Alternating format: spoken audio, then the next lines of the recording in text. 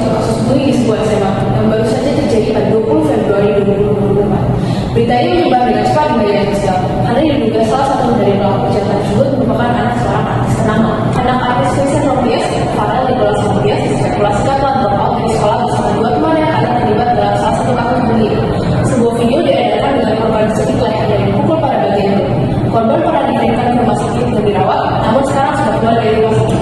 Vincent Rompies sudah dihubungi oleh tim berita yang bernama FIFA, namun saat ini belum ada respons.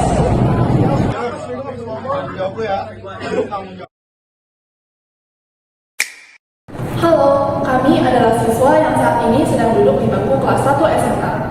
Di sini kami ingin menyampaikan pendapat serta aspirasi kami kepada pemerintah dan masyarakat mengenai hak perlindungan khususnya dalam bidang pendidikan, seperti yang tercantum pada pasal 28A, pasal 28B ayat 2, pasal 28G ayat 2, dan pasal 28I ayat 1. Seperti yang kita ketahui, kasus-kasus pelanggaran hak perlindungan khususnya dalam bidang pendidikan semakin marak terjadi di Indonesia. Kejadian ini tidak hanya terjadi di sekolah-sekolah dengan akreditasi rendah, tetapi juga sekolah yang terakreditasi tinggi. Oleh sebab hal itu, kita harus menindaklanjuti kasus ini. Banyaknya kasus-kasus yang melanggar hak perlindungan khususnya dalam aspek pendidikan dapat disebabkan oleh banyak hal, seperti dendam dari pelaku dapat menjadi penyebab terjadinya kekerasan di sekolah. Seperti pada kasus pembacokan guru oleh siswa SMA di Demak. Dalam kasus ini siswa tidak terima akan nilai yang ia peroleh dalam pembagian rapor. Maka dari itu siswa dendam terhadap sang guru sampai akhirnya ia melakukan aksi pembacokan terhadap alih faktor yaitu guru olahraga di SMA Demak. Selain itu faktor lingkungan juga menjadi penyebab.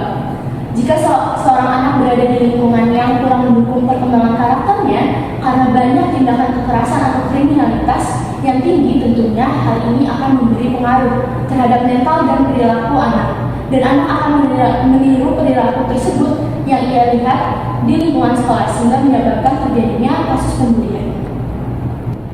Oleh pihak pendidik dalam hal ini berdampak besar terhadap para siswa maupun guru yang terlibat di dalam kasus-kasus yang tadinya sudah disebutkan. Korban mendapat dampak psikologis seperti trauma yang sangat mendalam. Seperti contohnya pada kasus pelecehan guru terhadap siswa di Bogor, di mana korban dari kasus tersebut mengalami trauma yang mendalam hingga ia tidak mau lagi masuk sekolah. Kekerasan dalam sekolah juga berdampak pada siswa dan guru, bahkan sampai ada yang meninggal, seperti kasus santri yang dianiaya di Kediri.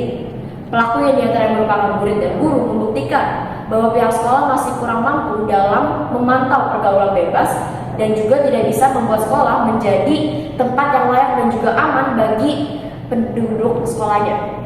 Sehingga masyarakat besar juga turut khawatir terhadap perkembangan pendidikan di Indonesia.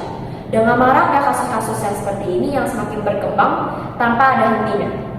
Sebagai seorang siswa yang merupakan bagian dari lembaga pendidikan, kami turut prihatin atas segala kejadian yang telah terjadi melanggar hak perlindungan setiap orang yang berada dalam pendidikan. Maka dari itu, kami ingin menyampaikan aspirasi kami kepada pemerintah. Dengan banyaknya kasus yang telah terjadi, tentu pemerintah harus ikut turun tangan.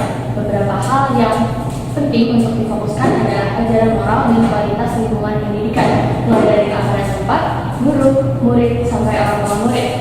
Lingkungan pendidikan harus dibuat aman dan nyaman dengan perlakuan yang adil setiap orangnya. Contoh kasus, Sunan Kalijaga yang anaknya adalah korban bullying, namun kepala sekolah dan wali kelas anak tersebut memilih untuk mendampingi pelaku. Hal ini tentu sangat bertolak belakang dengan keadilan. Bagaimana? Nah, di dalam pendidikan bisa aman jika oknum seperti kasus tersebut masih ada di Indonesia. Solusi yang dapat kami berikan adalah peningkatan pemahaman lingkungan pendidikan, moral, dan perilaku siswa serta tenaga pendidikan. Contohnya dengan perluasan pemberian ajaran moral seperti sex education, stop bullying, mencegah pelecehan seksual, dan lain-lain. Selain itu, pemerintah juga harus melakukan pengetatan kontrol setiap sekolahnya. Contohnya dengan melakukan survei di setiap sekolah. Sekian aspirasi dari kami. Semoga pemerintah dapat mendengarkan aspirasi ini dan menindaklanjuti kasus-kasus pelanggaran hak perlindungan khususnya di dalam pendidikan. Terakhir, penuhilah hak perlindunganmu dan juga orang lain.